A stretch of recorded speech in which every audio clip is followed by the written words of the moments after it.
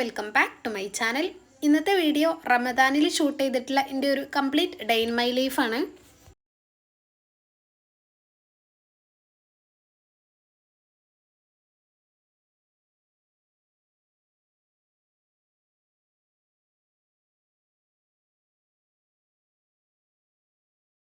പെൽച്ചക്ക് ഫുഡൊക്കെ കഴിച്ച് കഴിഞ്ഞ് ഉറങ്ങിയിട്ട് ഏകദേശം ഒരു ആറേക്കാലായപ്പോൾ ഞാൻ എണീറ്റിട്ടുണ്ടായിരുന്നു കേട്ടോ.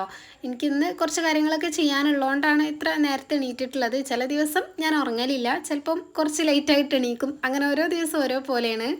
അങ്ങനെ മോർണിംഗ് റൊട്ടീൻസൊക്കെ കഴിഞ്ഞിട്ട് പിന്നെ നേരെ ഇന്നലെ ടു ഡു ലിസ്റ്റിൽ കുറച്ച് കാര്യങ്ങളൊക്കെ ചെയ്തിട്ടുണ്ടായിരുന്നല്ലോ. അപ്പോൾ ചെയ്തതൊക്കെ മാർക്ക് ചെയ്ത് കഴിഞ്ഞിട്ട് ഇനി എന്തൊക്കെയാണ് ചെയ്യാനുള്ളത് എന്ന് നോക്കുക ചെയ്യണത്. അപ്പോൾ ഒന്ന് രണ്ട് കാര്യങ്ങളൊക്കെ ചെയ്യാനുള്ളൂ. പിന്നെ ഇന്നത്തെ കുറച്ച് കാര്യങ്ങളും ചെയ്ത് തീർക്കാനുണ്ട്. സോ ഫസ്റ്റ് തന്നെ ഡെസ്ക് നല്ല രീതിയിലൊന്ന് ക്ലീൻ ആക്കിയിട്ട് സ്റ്റാർട്ട് ചെയ്യുന്നുണ്ട്. എനിക്കിത് കാണുമ്പോൾ ഒരു ഇടങ്ങേറാണ് കേട്ടോ. കാരണം ഞാൻ കഴിഞ്ഞ വീഡിയോയിൽ കാണിച്ചല്ലോ ഇങ്ങനെ ഹോള് പോലെ ആയിട്ടുണ്ടെന്ന്. എന്തായാലും എത്രയും വേഗം പെയിൻറ്റ് ചെയ്യണം എന്നുണ്ട്. അപ്പോൾ ആദ്യം തന്നെ ചെയ്യണത് എൻ്റെ ബുക്കിൽ കുറച്ച് ഓർഡേഴ്സിൻ്റെ ഡീറ്റെയിൽസും കാര്യങ്ങളൊക്കെ എഴുതിയിട്ടുണ്ടായിരുന്നു. അപ്പോൾ അതിൽ കുറേ ഓർഡേഴ്സൊക്കെ ഞാൻ ചെയ്ത് കൊടുത്തിട്ടുണ്ട് കേട്ടോ. അതൊക്കെ ഏതൊക്കെയാണ് ചെയ്ത് കൊടുത്തിട്ടുള്ളത് എന്നൊക്കെ മാർക്ക് ചെയ്ത് കട്ട് ചെയ്ത് ഒഴിവാക്കുകയാണ് ചെയ്യണത്. അപ്പോൾ ഇനി ഏതൊക്കെയാണ് ഡിസ്പാച്ച് ചെയ്യാനുള്ളത് എന്ന് കുറച്ച് എളുപ്പത്തിൽ മനസ്സിലാക്കാൻ പറ്റുമല്ലോ. സോ അങ്ങനെ നോക്കുന്നുണ്ട്. ഞാൻ ഒരു മാസത്തോളം തീരെ ഇൻസ്റ്റ യൂസ് ചെയ്യാത്തതുകൊണ്ട് തന്നെ എനിക്ക് ഓർഡേഴ്സൊക്കെ നല്ല രീതിക്ക് കുറഞ്ഞിട്ടുണ്ടായിരുന്നു. പിന്നെ വീണ്ടും ഞാൻ ഇങ്ങനെ സ്റ്റാർട്ട് ചെയ്തുകൊണ്ട് വരികയാണ് കേട്ടോ. ഇപ്പോൾ കുറച്ച് ട്രാക്കിൽ കയറിയിട്ടുണ്ട്.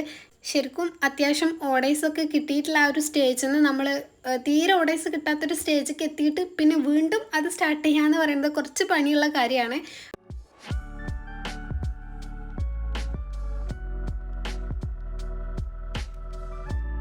അങ്ങനെ അതൊക്കെ ഒന്ന് നോട്ട് ചെയ്ത് വെച്ചതിന് ശേഷം ഞാൻ പിന്നെ കുറച്ച് എഡിറ്റ് ചെയ്യാനുണ്ടായിരുന്നു. ഇന്ന് എന്തായാലും എനിക്ക് ടൗണിൽ പോകേണ്ട ആവശ്യമുണ്ട്. അപ്പോൾ പ്രിൻറ്റ് ചെയ്യാമല്ലോ എന്ന് വിചാരിച്ചിട്ട് ഞാൻ അത് എഡിറ്റ് ചെയ്യാട്ടോ ചെയ്യണത്.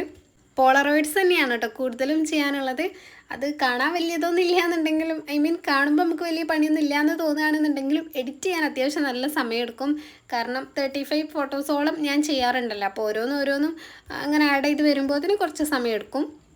അങ്ങനെ അതൊക്കെ കഴിഞ്ഞിട്ട് പിന്നെ ഞാൻ പറഞ്ഞിട്ടുണ്ടായിരുന്നല്ലോ നോമ്പിനാണ് ഈ ഒരു വീഡിയോ ഷൂട്ട് ചെയ്തത് എന്ന്. അതുകൊണ്ട് തന്നെ പിന്നെ ബ്രേക്ക്ഫാസ്റ്റ് കഴിക്കുക അങ്ങനത്തെ പരിപാടിയൊന്നും ഇല്ലാത്തതുകൊണ്ട് നേരെ അടുത്ത വർക്ക് സ്റ്റാർട്ട് ചെയ്തിട്ടുണ്ട്.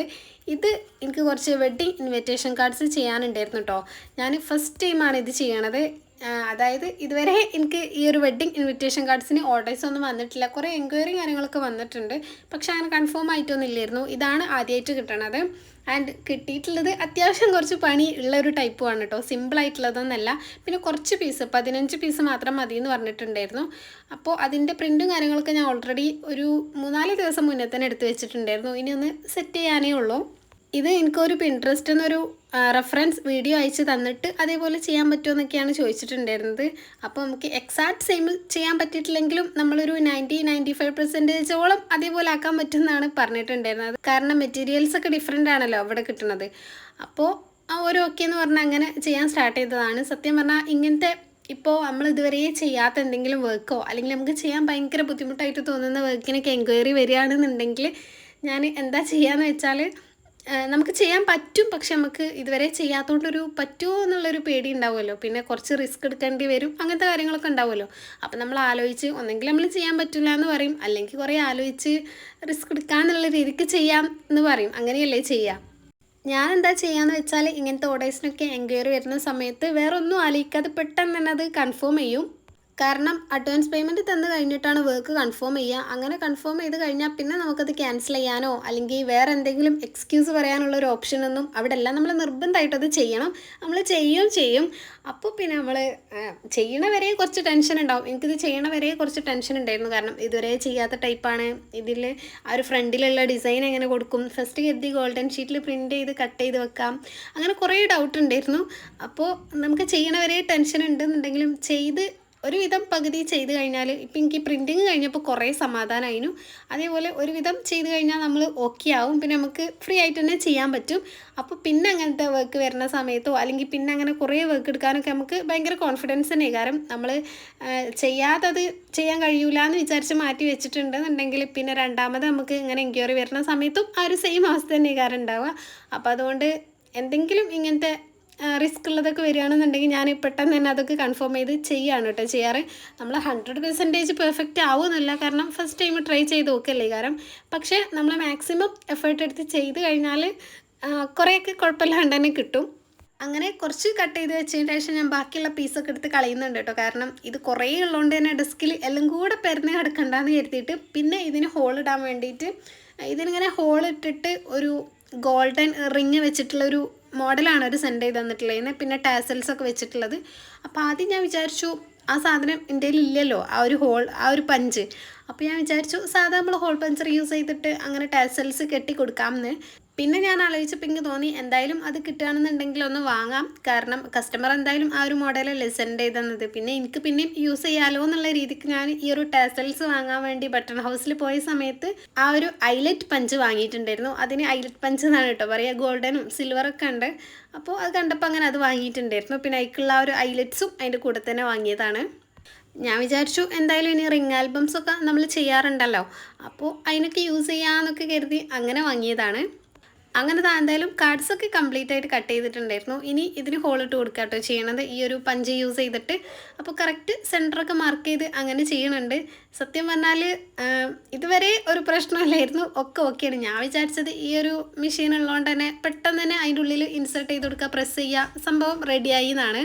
പിന്നെ ചെയ്യാൻ തുടങ്ങിയപ്പോഴാണ് മനസ്സിലായത് എനിക്കിതിനെ പറ്റി വലിയ ധാരണ അല്ല എന്നുള്ളത്. കാരണം എത്ര ഇങ്ങോട്ട് നോക്കിയിട്ടും വിചാരിച്ച പോലെ കഴിയണില്ലേനു.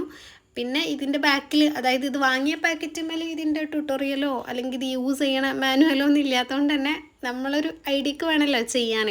പിന്നെ ഇതാണെങ്കിൽ 2 ഷീറ്റ് വെച്ചിട്ടാണ് കേട്ടോ പ്രസ് ചെയ്ത് കൊടുക്കുന്നത്.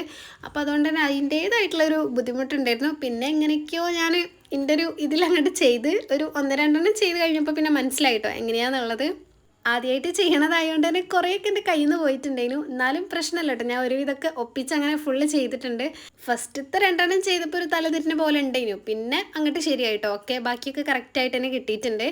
പിന്നെ ഇത് ഞാൻ പ്രിൻ്റ് ചെയ്ത സമയത്ത് തന്നെ ഒരു 3 എക്സ്ട്രാ പ്രിൻ്റ് ചെയ്തിട്ടുണ്ടായിരുന്നു. കാരണം ഇൻ കേസ് എന്തെങ്കിലും പ്രശ്നം വന്നിട്ട് കട്ട് ചെയ്തത് പാളയോ അല്ലെങ്കിൽ അങ്ങനെ എന്തെങ്കിലും ആയിക്കഴിഞ്ഞാൽ നമുക്ക് കുറച്ച് ബാക്കപ്പ് പോലെ വേണമല്ലോ. അപ്പോൾ അതുകൊണ്ട് കുറച്ച് ഞാൻ പ്രിൻ്റ് ചെയ്തിട്ടുണ്ടായിരുന്നു.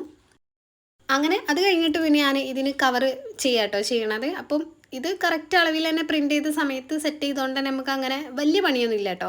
അങ്ങനെ കറക്റ്റ് ഫോൾഡ് ചെയ്തിട്ട് പിന്നെ ഗ്ലൂ ചെയ്തിട്ട് ഒട്ടിച്ചു കൊടുക്കാനേ ഉള്ളൂ. പിന്നെ ഇതിലുള്ളൊരു പണി എന്ന് പറയുന്നത് ഇത് ഇങ്ങനെ ഉള്ളിൽ ഇൻസേർട്ട് ചെയ്ത് കൊടുക്കുമ്പോൾ നമുക്ക് വലിക്കാനുള്ളൊരു ഇത് വേണമല്ലോ. അപ്പോൾ അതിന് ഒരു കർവ് ചെയ്തിട്ടുള്ള ചെറിയൊരു സർക്കിൾ വരച്ചിട്ട് അത് കറക്റ്റ് കട്ട് ചെയ്തെടുക്കണം. അപ്പോൾ അത് ഒട്ടിക്കുന്നതിന് മുന്നേ കട്ട് ചെയ്യണം, കാരണം ഒരു സൈഡിൽ മാത്രമേ ഉള്ളൂ. അത് എനിക്ക് കുറച്ച് പണിയേനു, കാരണം എല്ലാം ഒരേപോലെ കിട്ടണ്ടേ. പിന്നെ കത്രികയാണെങ്കിലും, അതായത് കത്രിക വെച്ച് ചെയ്യുമ്പോഴും അത്ര വൃത്തിയായിട്ട് കിട്ടണില്ല സർക്കിൾ ആയതുകൊണ്ട് തന്നെ. എന്നാലും മാക്സിമം നല്ല രീതിയിൽ തന്നെ അങ്ങനെ ചെയ്യാൻ നോക്കിയിട്ടുണ്ട്. പിന്നെ ഉണ്ടല്ലോ, ഞാൻ ഈ ഒരു ഇൻവിറ്റേഷൻ കാർഡ്സിൻ്റെ കവർ പേജ്, അതായത് ഈ ഒരു കവർ പ്രിൻ്റ് ചെയ്ത സമയത്ത് 300 GSM യൂസ് ചെയ്തിട്ടില്ല കേട്ടോ.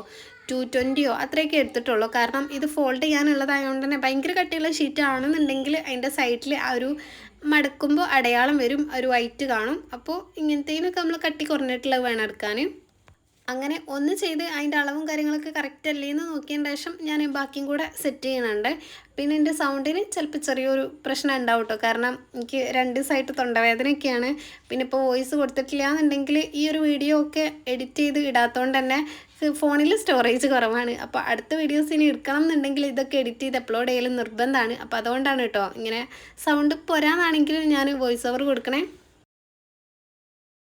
അങ്ങനെ ഇതാ കംപ്ലീറ്റ് ആയിട്ടും ചെയ്ത് കഴിഞ്ഞിട്ടുണ്ട്.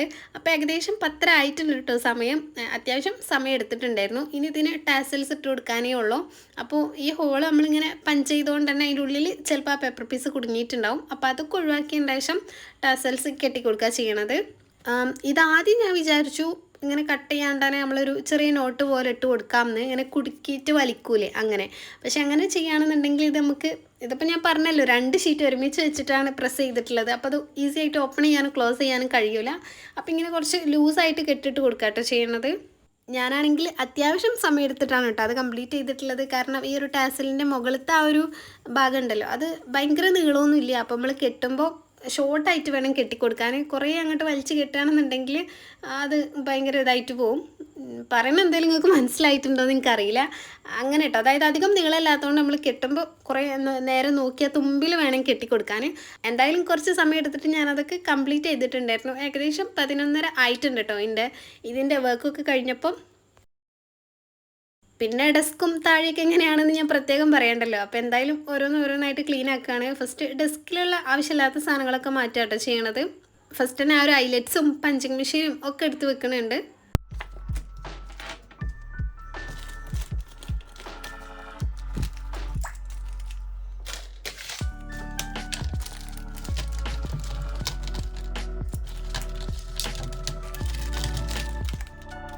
പിന്നെ ഈ കുറച്ച് കാർഡ്സ് ഞാൻ എക്സ്ട്രാ പ്രിൻ്റ് ചെയ്തു എന്ന് പറഞ്ഞല്ലോ, അപ്പോൾ അത് ആവശ്യം വന്നിട്ടില്ല. അപ്പോൾ ഞാൻ വിചാരിച്ചു കട്ട് ചെയ്തിട്ട് അങ്ങനെ കസ്റ്റമറിന് കൊടുക്കാമെന്ന്. കാരണം എൻ്റെ കയ്യിൽ വെച്ചിട്ട് എനിക്ക് വലിയ യൂസ് ഒന്നും ഇല്ലല്ലോ.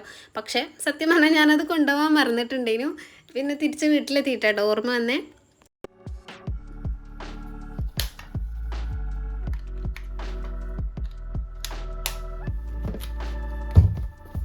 അങ്ങനെ ആ ടേബിൾ മാത്രം ഒന്ന് ക്ലീൻ ആക്കിയതിൻ്റെ ശേഷം ഞാൻ വേറൊരു ചെറിയ ഹാമ്പറും കൂടെ ചെയ്യാനുണ്ടായിരുന്നു. അതും ഇന്ന് ഡിസ്പാച്ച് ചെയ്യാനുള്ളതാണ്. അപ്പോൾ അത് പെട്ടെന്ന് ചെയ്ത് വെക്കാമെന്ന് കരുതി. അപ്പോൾ ഇത് ഞാൻ സാധനങ്ങൾ കഴിഞ്ഞ ദിവസം വാങ്ങിയിട്ട് അങ്ങനെ കവറിൽ വെച്ചതാണ് കേട്ടോ, എടുത്ത് നോക്കിയിട്ടൊന്നുമില്ല. ഈ 2 ഫ്രെയിമും ചോക്ലേറ്റ്സും അതൊന്നും ഇപ്പോൾ ആവശ്യമില്ല കേട്ടോ. ഇതിലേക്കുള്ള സാധനങ്ങൾ ഞാൻ ഓൾറെഡി വാങ്ങി വെച്ചിട്ടുണ്ടായിരുന്നു. ട്രാൻസ്പെറൻറ്റ് ബാഗും കൂടെ കിട്ടാത്തതുകൊണ്ട് അങ്ങനെ ഡിലേ ആയതാണ്. അപ്പോൾ ഇന്നലെ പോയിട്ട് ഞാൻ ഒരു ട്രാൻസ്പെറൻറ്റ് ബാഗും വാങ്ങിയിട്ടുണ്ടായിരുന്നു. ഇത് എൻ്റെ ഫ്രണ്ടിന് തന്നെ വേണ്ടിയിട്ടാണ് കേട്ടോ, അവളുടെ ഹസ്ബൻഡിൻ്റെ ബർത്ത്ഡേക്ക് കൊടുക്കാൻ വേണ്ടിയിട്ടാണ്. അപ്പോൾ ഇതിലധികം ഇങ്ങനത്തെ, അതായത് ഹാൻഡ് മെയ്ഡ് ആയിട്ടുള്ള ഐറ്റംസ് ഒന്നും, ഫ്രെയിം, റിംഗ് ആൽബം അതൊന്നുമില്ല. കാരണം എല്ലാ വർഷവും ഓൾ ഹസ്ബൻഡിൻ്റെ ബർത്ത്ഡേക്ക് ഓളിൻ്റെ അടുത്ത് നിന്ന് തന്നെയാണ് ഓർഡർ ചെയ്യലുള്ളത്. അതുകൊണ്ട് അതൊക്കെ നമ്മൾ കൊടുത്തിട്ടുണ്ട് കേട്ടോ. ഷർട്ട് ഹാമ്പറും ഫ്രെയിമും അങ്ങനത്തെ ഐറ്റംസൊക്കെ കൊടുത്തിട്ടുണ്ട്, മഗ്ഗും ഒക്കെ കൊടുത്തിട്ടുണ്ട് കേട്ടോ.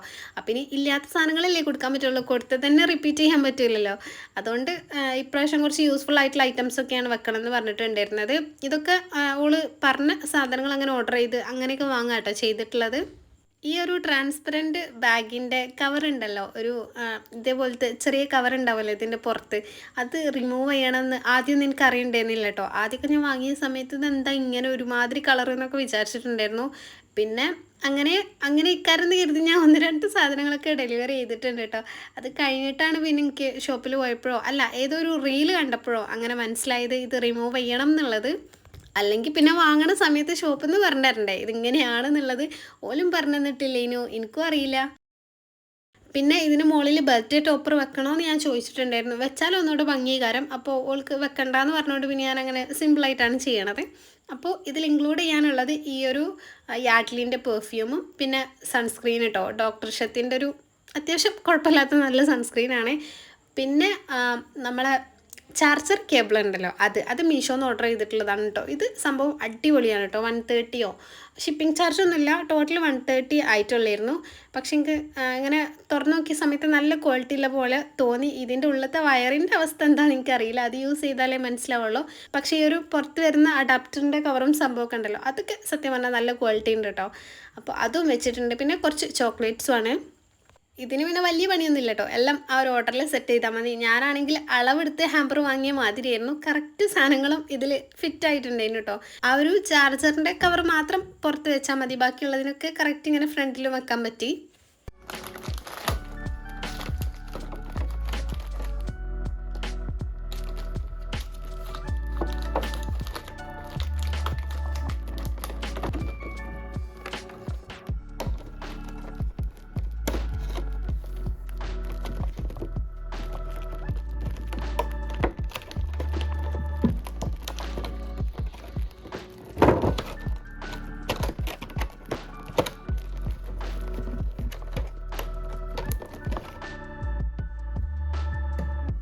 പിന്നെന്താ പതിവ് പോലെ തന്നെ പാക്കിങ്ങിൻ്റെ മുന്നുള്ള ഫോട്ടോഷൂട്ടാണ്. അപ്പോൾ 2ൻ്റെയും ഫോട്ടോസും വീഡിയോസൊക്കെ എടുത്തിട്ടുണ്ടായിരുന്നു. അത് കഴിഞ്ഞിട്ട് ഇനി പാക്ക് ചെയ്യാൻ പോവാണ്. അപ്പോൾ ഇത് 2ഉം ലോക്കൽ ഡിസ്പാച്ചാണ് കേട്ടോ, നമുക്ക് കയ്യിൽ കൊടുത്താൽ മതി, ഒന്നും കൊറിയർ ചെയ്യേണ്ട ആവശ്യമില്ല. അതുകൊണ്ട് തന്നെ വലിയ പാക്കിങ്ങിൻ്റെ ആവശ്യമില്ല. ഈ ഇൻവിറ്റേഷൻ കാർഡ്സൊക്കെ ഞാൻ ക്ലീൻ റാപ്പ് യൂസ് ചെയ്ത് കവർ ചെയ്തിട്ട് ഒരു കവറിലാക്കിയിട്ട് അങ്ങനെ കൊടുക്കുക ചെയ്യണത്. മറ്റേ ഹാമ്പർ ഞാൻ അതേപോലെ ഒരു കവറിലിട്ട് കൊടുക്കാട്ടോ ചെയ്യണത്. കാരണം ആൾക്ക് അങ്ങനെ ബർത്ത്ഡേക്കല്ലേ, അപ്പം അങ്ങനെ കൊടുക്കാനുള്ളതാണ്.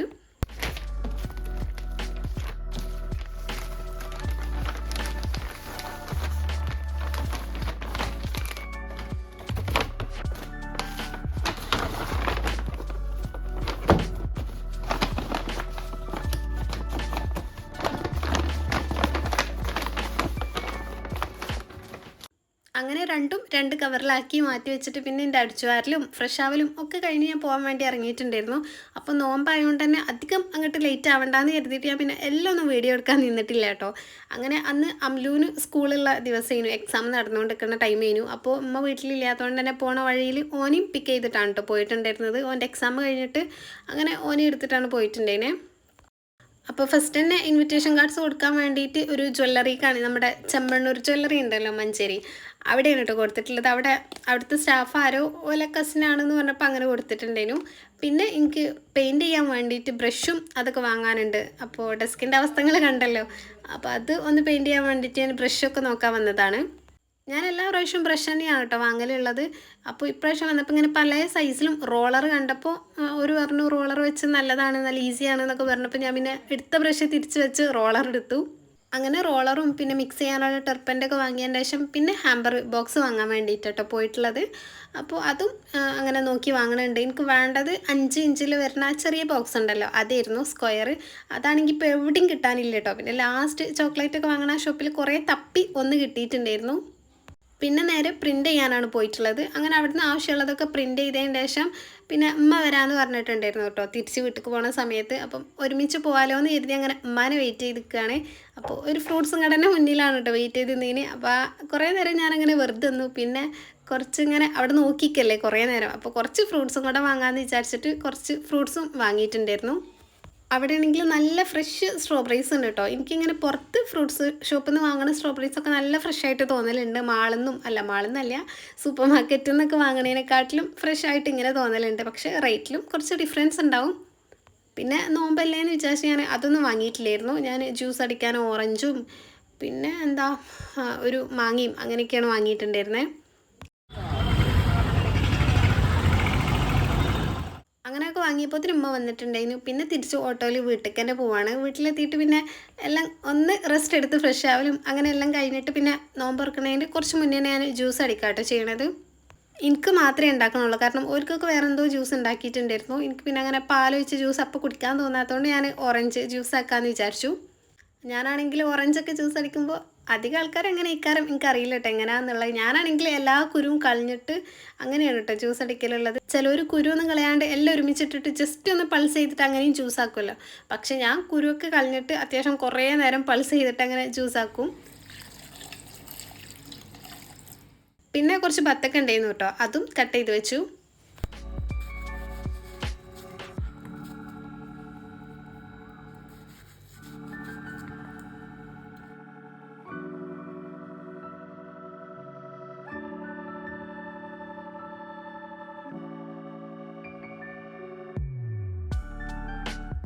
അതൊക്കെ കഴിഞ്ഞപ്പോഴത്തേന് ബാങ്ക് കൊടുത്ത് നോമ്പ് തുറക്കാനായിട്ടുണ്ടായിരുന്നു. അങ്ങനെ ഈത്തപ്പഴം ഒക്കെ തിന്ന് നോമ്പ് തുറന്നിട്ട് പിന്നെ നിസ്കാരം കഴിഞ്ഞതിന് ശേഷം ഫുഡും കഴിച്ചിട്ടുണ്ടായിരുന്നു, പത്തിരിയൊക്കെ.